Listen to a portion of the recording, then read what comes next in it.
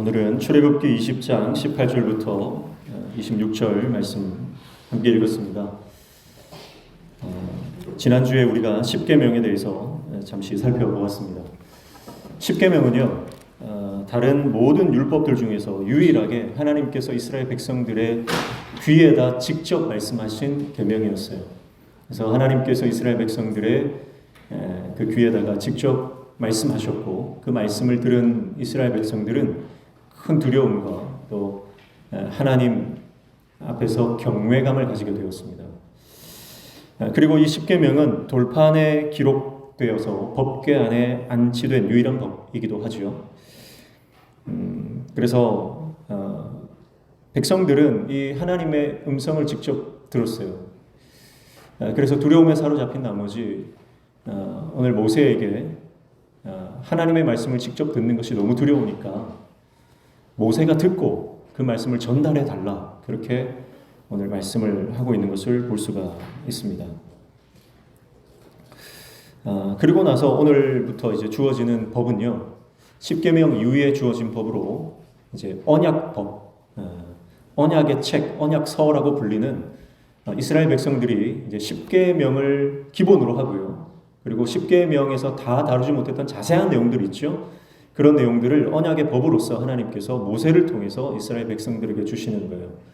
이 언약의 법이 20장 오늘 22절부터 시작해서 23장 31절까지 이어지는 것을 볼 수가 있습니다. 그러니까 이제부터 시작되는 것은 이제 우리가 믿음의 삶을 살아갈 때 하나님의 법을 어떻게 지키며 어떻게 적용하며 어떻게 주님 백성답게 살아갈 것인가 하는 내용들을 다루고 있다라고 하는 것을 기억하시면서 매주 이 말씀을 따라가시면 되겠습니다.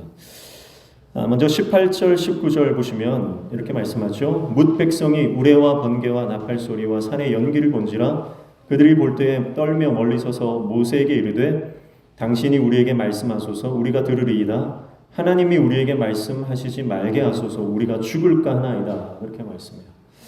십계명의 말씀을요, 하나님은 산 꼭대기에서 말씀하셨고 그 말씀을 전할 때 지금 상황이 어떻습니까? 번개와 나팔 소리와 산의 연기, 앞에서는 빽빽한 구름, 그렇게 표현하죠. 그러니까 산이 진동하고요.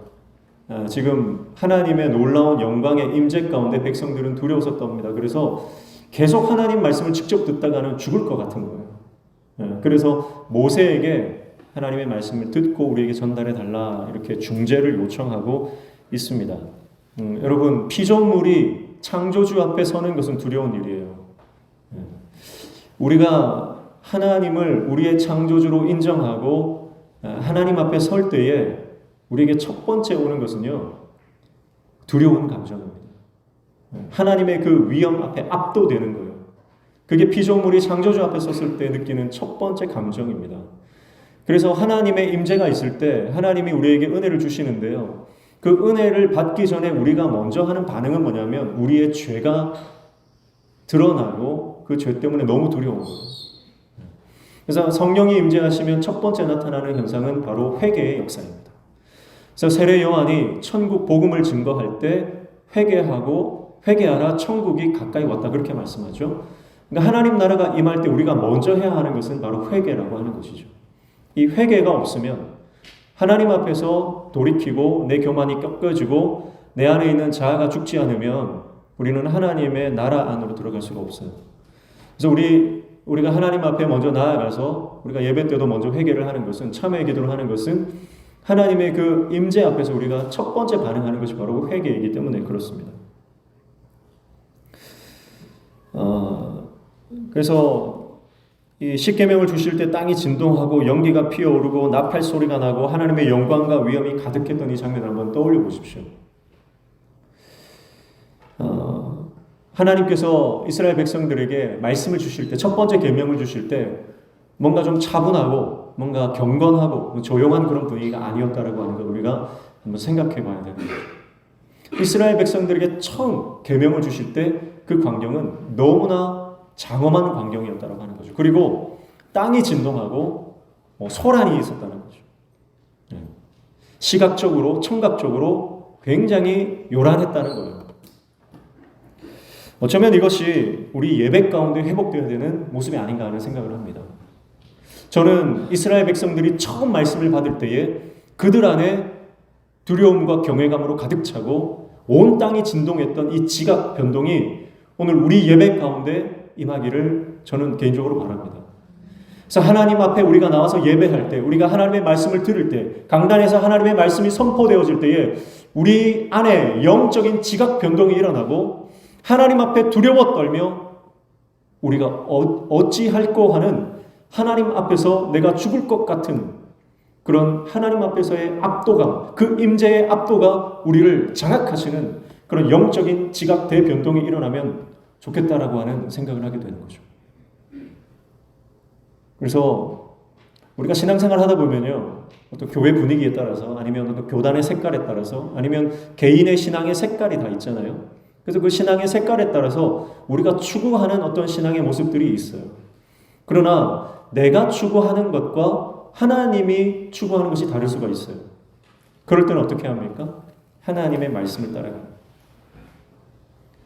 오늘 내 고집이나 내 색깔을 주장하는 것이 아니라 말씀에서 우리에게 가르쳐 주시는 그 하나님의 말씀 안으로 우리가 들어가기를 축복합니다. 그래서 어떤 좀 열정이 회복되어야 된다는 거죠. 하나님 앞에서 우리가 이 두려움과 경외감과 이 두렵고 떨리는 이 감정들, 그래서 하나님의 임재 앞에서 우리가 두려워 떨며 전율하며 감격하며 우리 안에 정말 영적인 지각의 대변동이 일어나는 이런 역사들이 예배 가운데 일어난다면 여러분 우리가 하나님의 사람으로 온전히 회복되며 거룩한 백성이 되어지는 역사가 일어날 줄로 믿습니다. 하나님의 강력한 임재, 왜 하나님께서 이런 강력한 임재를 이스라엘 백성들에게 처음 말씀 주실 때 이렇게 임하셨을까요? 그것은 앞서서 분명히 말씀했죠. 그것은 이스라엘 백성들이 하나님의 말씀을 바로 준행하게 하기 위함입니다. 모세는 이렇게 말씀하죠. 20절입니다. 모세가 백성에게 이르되 두려워하지 말라. 하나님이 임하심은 너희를 시험하고 너희로 경외하여 범죄하지 않게 하려 하심이니라. 그렇게 말씀합니다. 시험했다라고 하는 것은 하나님께서 이 시련의 시간을 통해서 그들을 테스트하는 거죠. 그래서 이 고난을 견딤으로 하나님의 경건으로 가게 하심입니다. 그래서 이러한 하나님의 강력한 임재 앞에서 하나님이 원하시는 것은 이스라엘 백성들이 말씀을 준행하는 거룩한 백성으로 하나님을 경외하며 살아가기를 원하신다는 거죠. 하나님의 강력한 임재를 경험할 때에만 우리 안에 있는 고집스러운 자아가 꺾인다는 겁니다. 하나님의 강력한 임재를 경험할 때에만 우리 안에 있는 교만의 껍질이 벗겨진다라고 하는 것입니다. 하나님의 강력한 임재와 말씀의 선포가 있을 때에만 우리는 그분 앞에서 죄를 미워하고 죄와 싸워 이길 원동력을 얻게 된다라고 하는 것이죠. 그리고 나서 21절 말씀에 보면 백성은 멀리 서 있고 모세는 하나님이 계신 흑암으로 가까이 가니라 그렇게 말씀하고 있습니다. 자, 왜 흑암으로 가죠? 하나님이 계신 곳이 흑암이 아니잖아요. 하나님 빛이시잖아요. 근데 왜 흑암으로 갔다고 했냐면 지금 산에 구름이 빽빽하게 가득 차 있기 때문에 그렇습니다. 하나님께서 왜 구름으로 가리셨냐면 하나님의 빛을 하나님을 직접 보면 죽거든요. 그래서 하나님께서 그 구름으로 자기 자신을 가리시는 거예요. 그래서 하나님이 계신 곳으로 모세가 들어가게 됩니다. 오늘 말씀에 보면 이 19절 말씀에 백성들이 이렇게 말하는 것을 다시 한번 주목해 볼 필요가 있습니다. 모세에게 이르되 당신이 우리에게 말씀하소서 우리가 들으리이다 이렇게 말씀했어요. 자, 백성들이 듣겠다는 거예요. 그러니까 하나님의 강력한 임재를 경험한 백성들에게 자연스럽게 일어나는 반응은 뭐냐면 하나님의 말씀을 듣겠다라고 하는 결연한 의지가 발생한다라고 하는 것이죠. 우리가 들으리이다라고 하는 것은 말씀 경청에 대한 강력한 의지를 담고 있는 겁니다. 그래서 우리가 듣겠습니다라고 하는 것은 히브리 어법으로 의지법 동사라고 합니다. 강력한 의지를 말하는 거예요. 하나님의 말씀이 들리니까 내가 수동적으로 듣는 상태가 아니라 내가 적극적으로 주님의 말씀을 듣고 그 말씀을 지키겠다라고 하는 결단이에요. 여러분, 그러니까 우리가 예배 때마다 하나님의 임재를 경험한 사람은 말씀의 사람, 순종의 사람이 됩니다. 그러나 같은 공간에 있어도 하나님의 터치와 하나님 만지심, 하나님의 임재를 경험하지 못하는 사람은 물에 물 탄 듯 술에 술 탄 듯 그냥 미적지근한 신앙으로 머물 수밖에 없는 거예요. 오늘 같은 공간에서 같은 시간 예배하고 있는 저와 여러분 가운데 하나님의 놀라운 임재가 동일하게 경험되어지기를 축복합니다. 그때 우리의 반응은 뭐예요? 하나님, 내가 듣겠습니다. 우리가 들으리이다. 그 말씀을 듣고 그 말씀에 경청하여 그 말씀을 순종하는 믿음의 삶을 살겠다라고 하는 의지가 우리 안에 발동된다라고 하는 것이죠. 하나님의 영광을 날마다 경험하는 저와 여러분 되시기를 축복합니다. 그래서 그 하나님의 영광에 대한 경험이 하나님을 경외함으로 이어지고 그 하나님을 경외하는 사람은 하나님의 말씀을 순종할 수밖에 없는 것입니다. 20절, 21절 말씀해 보시면 22절 말씀해 보시면 이렇게 말씀하죠. 여호와께서 모세에게 이르시되 너는 이스라엘 자손에게 이같이 이르라. 내가 하늘로부터 너희에게 말하는 것을 너희가 스스로 보았으니 23절 너희는 나를 비겨서 은으로나 금으로나 너희를 위하여 신상을 만들지 말고 그렇게 말씀합니다. 하나님께서 이제 언약서, 언약의 말씀들을 하고 계십니다. 언약의 말씀의 첫 번째는요, 우상을 만들지 말라라고 한 것이죠. 이것은 10계명의 1, 2계명의 계명과 동일한 말씀이기도 합니다. 모세가 받아온 그 언약서, 언약의 책인데요. 이 언약의 책의 공식 명칭이 24장 7절에서 언약서라고 명명된 것을 우리는 볼 수가 있고요. 언약서의 첫 번째 지시가 우상을 제작하지 말라, 우상 제작 금지의 명령을 하고 있습니다. 이것이 10계명 1, 2계명의 연장이다 이렇게 볼 수가 있어요. 구체적으로 백성들이 하나님의 현현을 경험했습니다. 그래서 여기서 보았다라고 하는 것은 그들이 하나님의 임재를 경험했다라고 하는 거죠. 그런데 하나님의 임재를 경험한 사람들이 자연스럽게 하는 행동, 그게 뭘까요? 그들이 경험한 것을 어떤 형상으로 제작하려고 하는 시도일 것입니다. 사람은 다 그런 게 있어요. 자기가 본 것, 자기가 들은 것, 자기가 경험한 것을 남기고 싶어하는 경향이 있어요. 그래서 자기들이 하나님의 이 임재를 경험한 것에 대해서 어떤 신상을 만들거나 그것에 대한 형상을 만들고자 하는 인간적인 본성을 하나님은 누구보다 잘 아십니다. 그래서 그 형상을 만들지 말라고 하는 것이죠. 내가 본 것과 내가 경험한 것을 토대로 은금 신상을 만들지 말라 그렇게 말씀하는 것이죠. 무슨 말씀입니까? 하나님을 내 생각으로 정형화시키지 말라는 거예요. 내 경험으로 하나님을 정형화시키지 말라.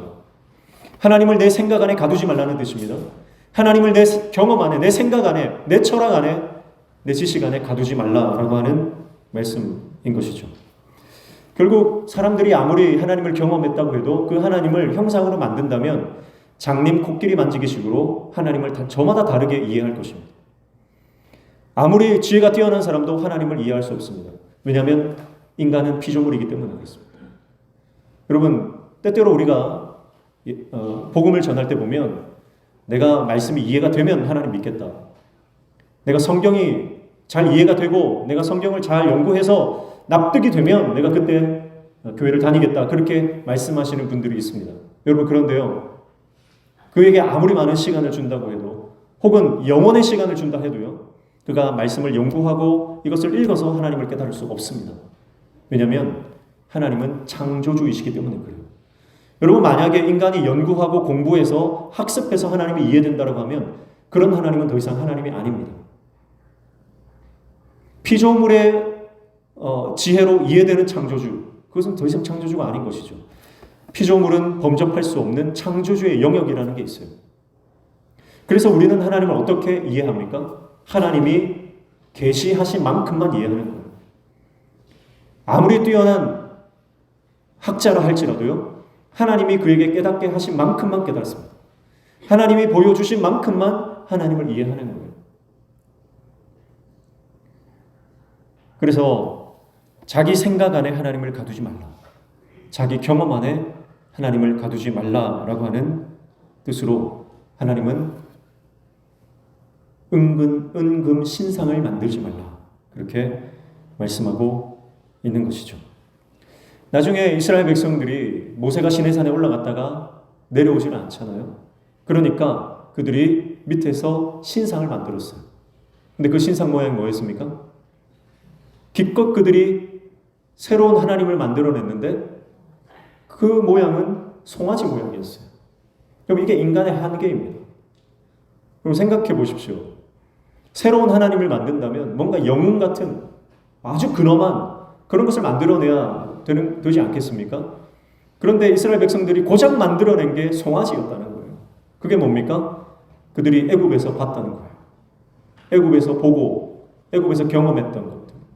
애굽 사람들이 섬기던 그 송아지 신상. 기껏 만들어내는 게 자기가 무의식 중에 남아있었던 그 생각들을 끄집어내는 거죠. 이게 인간의 한계라고 하는 것입니다. 여러분, 우리가 신앙생활 하면서 하나님을 내 생각 안에 가두는 경우가 너무나 많이 있습니다. 신학 공부를 많이 하신 분들은 그 신학 지식 안에 하나님을 가두는 경향이 있습니다. 어떤 분들은 자기 경험 안에, 특별히 경험은요, 교회 안에 전통으로 자리 잡고 있는 경우가 많죠. 그 전통 안에, 습관 안에 하나님을 가두는 경우가 많이 있습니다. 또 교단 안에 하나님을 가두려고 하는 경향도 있어요. 특별히 종교라는 이름 안에 하나님이 가두어진 경우도 있습니다. 또 어떤 분들은 어떤 지정학적 위치, 그러니까 우리가 살아가는 그 공간에 국한해서 하나님을 이해하기도 합니다. 그러나 하나님은 우리가 생각하는 것보다 크신 분인 줄로 믿습니다. 그래서 그 하나님을 내 생각과 내 경험과 나의 공간과 나의 시간 안에 가두지 마십시오. 하나님은 초월자이십니다. 하나님은 그 어떤 것보다 크고 위대하신 하나님이에요. 하나님은 그 어디에도 제한될 수 없는 분입니다. 그 하나님을 제한하지 마시고, 그래서 우리가 신앙생활하면서 그 내가 스스로 하나님을 제한하면서 그 하나님의 역사를 경험하지 못하는 경우가 많다는 거예요. 하나님은 고치시는 분입니다. 하나님은 치료하시는 분입니다. 하나님은 회복시키시는 분이고 하나님은 우리를 위로하시는 분입니다. 하나님은 우리의 상황을 역전시키시는 분이에요. 그런데 우리는 내 경험상 이것은 도저히 불가능하다. 그래서 하나님의 역사를 그 역사를 경험으로 제한하는 경우가 많이 있다고 하는 것이죠. 오늘 하나님의 그 역사와 초월적인 하나님의 그 권능을 경험하며 나아가는 저와 여러분 되시길 축복합니다. 그래서 제가 최근에 계속 말씀드리지만요, 우리의 공간, 이 공간 안에 하나님을 가두지 마시고요, 여러분이 기도하는 그 골방에 열방을 품을 수 있는 기도의 통로가 되기를 축복합니다. 그래서 골방에서 열방을 품으십시오. 하나님은 내가 작은 골방에서 기도해도 열방 가운데 역사하시는 분입니다. 우리의 기도는 능력이 있습니다. 하나님이 들으시기 때문에 그렇습니다. 하나님이 우리 기도를 들으시기 때문에 불가능이 없는 거예요. 그 하나님의 놀라운 능력과 하나님의 그 영광을 날마다 우리 삶 가운데 경험하며 체험하며 나아가는 저와 여러분 되시기를 축복합니다. 그리고 나서 두 번째, 토단과 돌단을 짓는 법에 대해서 말씀을 하고 있죠. 24절, 내게 토단을 쌓고 그 위에 내 양과 소로 내 번제와 화목제를 드리라. 내가 내 이름을 기념하게 하는 모든 곳에서 내게 임하여 복을 주리라. 그렇게 말씀합니다. 먼저 토단에 대한 법을 주십니다. 그리고 나서 돌단에 대한 제단법을 주시죠. 25절, 내가 내게 돌로 제단을 쌓거든 다듬은 돌로 쌓지 말라. 내가 정으로 그것을 쪼면 부정하게 함이니라. 그렇게 말씀하고 있습니다. 토단이라고 하는 것은 말 그대로 흙으로 쌓은 제단을 말하는 것. 그리고 돌로 만든 제단은 자연석, 정으로 쪼지 않은 자연석으로 하나님 앞에 제단을 쌓을 수 있다라고 하는 것이죠. 이스라엘 백성들에게는 성막에 노수로 된 제단이 있죠, 분명히. 하나님께서 성막에 만들으라고 법으로 제정하신 성막의 제단이 분명히 존재합니다. 그런데 여기서 말하는 토단과 돌단은 합법화된 임시 제단을 말하는 것으로 봅니다. 그래서 그들이 광야 가운데나 혹은 이제 가나안 땅에 정착했을 때, 하나님은 그 정착했을 때 모든 백성들이 그 성막으로 가는 것이 조금 힘든 그런 상황에는 하나님께서 제단을 세우도록 허락을 해 주셨거든요. 그런 제단을 말하는 것입니다. 그래서 조각목과 노수로 제작한 성막의 제단이 아니고요. 임시적인 형태의 제단으로 백성들이 토단이나 돌로 제단을 쌓아 제사를 드리는 경우를 말씀하고 있는 것입니다. 자, 토단은 흙으로 쌓는데요. 오늘 말씀에도 보면 뭐라고 말씀합니까? 24절 하반절에 보면 모든 곳에서라는 단어가 있죠. 자, 흙이라고 하는 것은 모든 곳에 있는 곳입니다. 그렇죠? 그러니까 하나님을 예배할 때 장소에 국한되지 않는다는 거죠. 어디서든지 우리가 신령과 진정으로 하나님을 예배할 때 하나님 그 예배 받으신다는 것. 그게 토단의 영적 의미입니다. 장소가 중요한 건 아닙니다. 하나님은 화려한 성전에서만 예배를 받으시는 분이 아니고 우리의 골방에서도 우리 예배를 받으시는 분이고 우리가 정말 눈코 뜰 새 없이 바빠서 정말 그 바쁜 시간들을 보내고 있는 직장 한가운데서도 잠시 하나님을 묵상하고 하나님을 찬양하는 그 장소에서도 하나님은 우리 예배를 받으시는 줄로 믿습니다. 하나님은 어디서나 예배를 받으시는 분인데 중요한 것은 뭐예요? 오늘 말씀해 보면 내 이름을 기념하게 하는 모든 곳에서라고 합니다. 주님의 이름을 기념하는 것, 하나님의 은혜를 기억하고 하나님의 이름을 찬양하는 그곳에서 하나님은 예배를 받으신다라고 하는 것이죠. 그리고 돌제단은요, 자연석을 사용해서 제단을 쌓고 예배를 드려라 그렇게 말씀합니다. 다듬은 돌을 피해라고 말씀하는 거예요. 여기에서 정을 사용해서 돌을 쪼갠다라고 하는 것은 이것은 인위적인 인간의 어떤 부분들이 들어간다는 것을 말하고요. 그래서 자연석으로 예배를 드린다라고 하는 것은 예배하는 그 자체에 집중하라고 하는 것. 그러니까 우리가 예배를 드릴 때에 지금 임시적으로 예배를 드리는 것이기 때문에 많은 시간이 사실은 없는 상황이다 이렇게 볼 수 있거든요. 그런 상황 가운데서 정으로 돌을 쪼개서 예쁘게 모양 만든다고 시간 허비하지 말라는 거예요. 하나님께 예배하는 것에만 온전히 집중해라 그렇게 말씀하는 것입니다. 그리고 정으로 쪼개는 것들은요 당시에 이방의 어떤 그 제의들에 속하는 문화다, 이방 문화다 이렇게 볼 수가 있습니다. 그래서 미신적인 것들이 여기에 포함되어 있어요. 그래서 돌을 쪼개다가요, 돌을 쪼개면 그 어떤 돌이 쪼개진 그 모양을 보고 점을 치는 사람들이 있었어요. 그런 것들을 하나님께서 미연에 방지하고자 함이죠. 예전에 보면 그 어떤 그 카톨릭 신자가요 토스트기에 식빵을 구웠어요. 근데 그 식빵을 딱 나중에 시간이 되면 톡하고 튀어나오지 않습니까? 근데 톡하고 튀어나왔는데 그 식빵에 노릇노릇하게 구워진 모양을 보니까 사람 모양 같은 거예요. 그래서 그 사람을 성모 마리아라고 했습니다. 그래가지고 그 식빵이 화제가 된 적이 있어요. 그래서 그 식빵을 못 먹은 거예요. 고이 모셨습니다. 몇 년 동안 모셔놨다가 나중에 그거를 누가 사겠다 해가지고 경매에 붙여서 팔았는데 한 3천만 원인가 팔았다는 거예요. 그러니까 그게 미신적인 거죠. 천주교에는 이런 미신적인 것들이 많이 있거든요. 그래서 갑자기 무슨 그 조각상에서 피눈물이 흐른다든지 그런 것들이 있어요. 그러니까 하나님께서는 그런 이방 제의들, 미신적인 것들을 미연에 방지하기 위해서 돌을 쪼개지 말라 하신 거예요. 온전히 하나님을 예배하는 것에만 집중해야지 돌을 쪼개는 그 시간들에 그 시간을 할애하지 말라 그렇게 말씀하고 있는 것입니다. 여러분 오늘 우리는 하나님 앞에 예배할 때 어떻게 예배합니까? 하나님을 예배하는 그 자체, 하나님께만 집중합니까? 아니면 사람들의 신경을 쓴다든지 옷차림, 환경, 형편 여러 가지 주위에 일어나는 일련의 사건들을 우리가 보면서 거기에 정신이 팔리고 있습니까? 여러분 오늘 우리가 하나님 앞에 예배할 때는 온전히 하나님만 바라보며 하나님만 예배하는 예배자 되시기를 축복합니다. 그래서 하나님을 예배할 때만큼은 내 안에 있는 모든 잡념들을 다 내려놓아야 되는 거예요. 모든 잡념들을 다 내려놓고 오직 하나님께 집중하여 하나님 앞에 몰입할 때 하나님의 임재 안에서 우리는 그 은혜를 경험하게 될 줄로 믿습니다.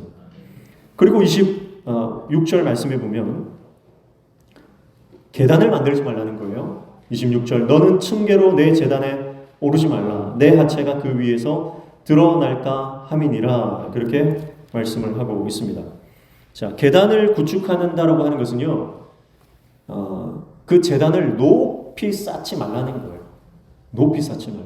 왜냐하면 이방의 문화들은요, 제단을 쌓을 때 굉장히 높이 쌓습니다. 제단 높이가 높을수록 신께 더 가까이 갈 수 있다, 이런 의식이 있었거든요. 그런데 그냥 높이 올라가는 게 아니고요. 당시에 그 고대 근동 사람들은요, 우리처럼 속옷을 안 입었어요. 그러니까 지금처럼 이런 옷을 입고 있는 게 아니라 그냥 이렇게 천으로 몇 번 두른 그 정도 옷이잖아요. 일단 원피스 같은 그런 형태인 거죠. 속옷을 입지 않는 겁니다. 그러니까 그 제단 위에 높이 만들어 놓고 거기를 올라가면 밑에 있는 사람들에게 그 하체가 드러나게 되어 있어요. 그런데 일부러 드러내는 거예요. 왜냐하면 그 밑에 있는 사람들의 그 마음을 흥분시켜서 그런 감정적인 흥분 상태를 만들어야 그 제사가 신께 더 잘 올라간다, 이렇게 생각했던 거예요. 완전히 음란한 이방의 문화들입니다. 그것을 하지 말라는 거예요. 그래서 나중에 그 제사장들, 이스라엘 백성들, 제사장들에게 규정을 줄 때는 제사를 드릴 때 반드시 제사장들만큼은 속옷을 만들어 입어라, 그렇게 말씀을 하거든요. 일반 성도들은, 일반 백성들은 속옷을 안 입었다는 거예요. 그래서 이방 제의 때 음란하게 행했던 그 세속적인 종교 제의를 받아들이지 말라, 그런 말씀입니다. 여러분, 오늘 교회 안에도요, 세상적인 문화들이 너무 많이 들어와 있습니다. 우리가 모르는 사이에 그런 이방의 제의들, 샤머니즘, 주술적인 것들이 너무나 많이 들어와 있어요. 오늘 우리는 말씀으로 돌아가야 할 줄 믿습니다. 끊임없이 우리는 말씀 중심으로 가야 됩니다. 그런데 어떤 기업적인 요소들, 교회가 기업화되어 가고 있어요. 그래서 무슨 행사를 할 때도 기업이 이벤트 하는 것처럼 교회가 이벤트를 많이 합니다. 여러분, 교회의 부흥은 이벤트로 일어나는 게 아닙니다. 숫자가 많아지는 게 부흥이 아니에요. 진정한 부흥은 한 사람이라도 하나님 말씀 앞에 바로 서서 하나님의 영광을 위해서 살아가는 인격적인 변화가 일어나는 것, 그것이 부흥인 줄로 믿습니다. 우리 삶에 그런 인격적인 변화가 일어나야만 참된 부흥을 경험하는 거죠. 그래서 우리 교회가 진정으로 부흥하려면 우리 교회 성도들 한 사람 한 사람이 그리스도의 좋은 군사로 기도의 사람, 말씀의 사람, 성령의 사람이 될 때 진정한 하나님의 부흥이 우리 가운데 일어나는 거예요. 뭐 이벤트를 많이 하고 선물을 많이 풀고 뭐 그렇게 해서 사람들이 막 몰려오는 것은 진정한 부흥이 아니라고 하는 것이죠. 밀물처럼 들어왔다가 썰물처럼 빠져나갑니다. 그러나 우리 안에 정말 사랑으로 섬기고 정말 예수 그리스도의 정신으로 복음을 가지고 한 손에는 복음을, 한 손에는 빵을 가지고 이웃을 섬기고 이웃을 찾아가고 그렇게 성도들을 섬기고 이웃을 섬길 때에 우리 안에 복음의 역사, 하나님 나라가 확장되는 놀라운 역사가 일어나게 될 줄로 믿습니다. 그래서 여러분, 신앙이라고 하는 것을 또 유교적인, 또 주술적인, 샤머니즘적인 그런 요소로 채우지 마십시오. 그래서 교회 오면 복 받고 교회 안 오면 벌 받고 그런 식의 기독교가 아니라는 겁니다. 기독교는 하나님과의 만남, 우리 영혼이 구원받는 생명과 같은 것입니다. 복음은 생명입니다. 단지 이 땅에서 좀 잘 되고 이 땅에서 복 받는 정도의 그런 그 세상 그 종교가 아니라고 하는 것이죠. 오늘 우리의 신앙 가운데 참된 하나님을 말씀에 기반하여 섬길 수 있는 저와 여러분 되시기를 축복합니다. 그것이 우리가 믿는 하나님과 이방의 신들이 구별되는 것입니다. 그래서 이 하체를 드러내지 말라고 하는 것은 특별히 우리 예배가 하나님 앞에 또 정결하게 거룩하게 구별되어서 드려져야 함을 말씀하고 있는 것이죠. 이렇게 하나님은 먼저 제단에 관한 법을 주시면서 이스라엘 백성들에게 서론과도 같은 언약서의 말씀을 허락해 주십니다. 사랑하는 성도 여러분, 모세가 이스라엘 백성들을 이끌고 시내산에 도착해서 그곳에서 하나님의 임재를 경험하고 온 이스라엘 백성들이 하나님의 그 말씀 앞에서 두려워 떨며 하나님의 말씀을 받고 있습니다.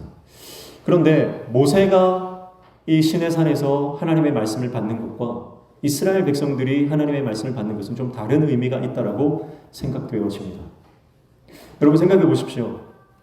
한 부부가 결혼을 해서 열심히 맞벌이로 정말 밤낮 없이 일을 하고 그렇게 알뜰살뜰 아끼고 모아서 내 집을 마련했다 생각해 보십시오. 정말 힘든 과정을 거쳐서 정말 어려운 눈물의 시절을 다 견디고 인내해서 내 집 하나 마련한 그 상황에서 그 부부가 느끼는 그 이사와 자녀들이 그냥 부모님이 해주는 밥 먹고 부모님들이 용돈 주는 거 받아 쓰고 그렇게 커왔던 아이들이 그 집에 이사 가는 것과 여러분 그 의미가 완전히 다르겠죠. 아마도 그 첫 내 집 마련의 꿈을 이룬 그 부부에게는 그 집에 이사 가는 것이 정말 감격의 시간일 겁니다. 그러나 그 부모가 느끼는 감격만큼 그 자녀들은 아마 느끼지 못할 것 같습니다. 어쩌면 지금 모세가 하나님의 말씀을 받는 이 장면이 이스라엘 백성들과 함께 있는 이 장면이 그것과 같지 않나 이런 생각이 들어요. 모세는 호렙산에서 신의 산, 호렙산 하나님의 산이죠. 그 산에서 처음 하나님의 말씀을 받았습니다. 하나님의 부르심을 받았어요. 그리고 그 부르심을 받고 출발하여 그 모든 이스라엘 백성들을 하나님의 말씀대로 다시 그 하나님의 산으로 이끌어 왔습니다. 그 모든 과정을 외로운 시간들을 싸워가며 이루게 된 것입니다.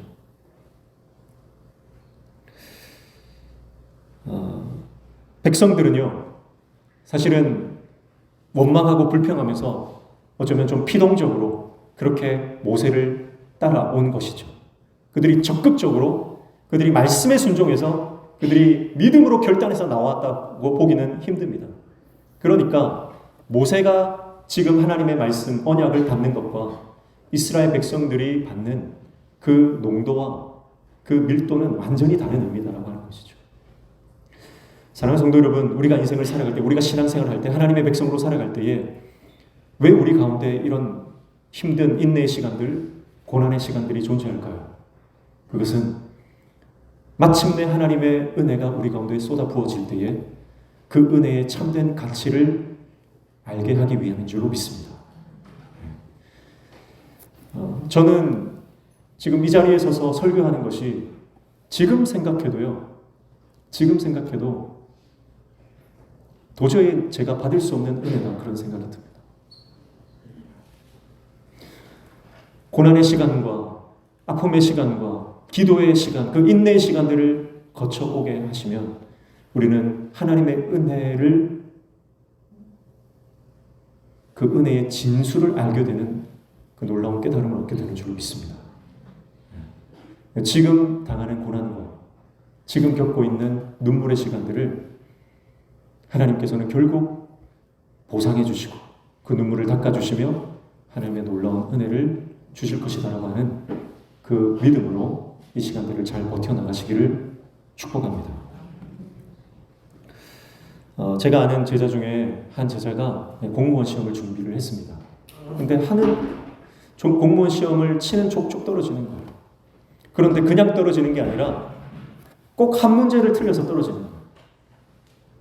한 문제를 칠 때마다 꼭 한 문제 1점 차이로 계속 떨어지는 거예요.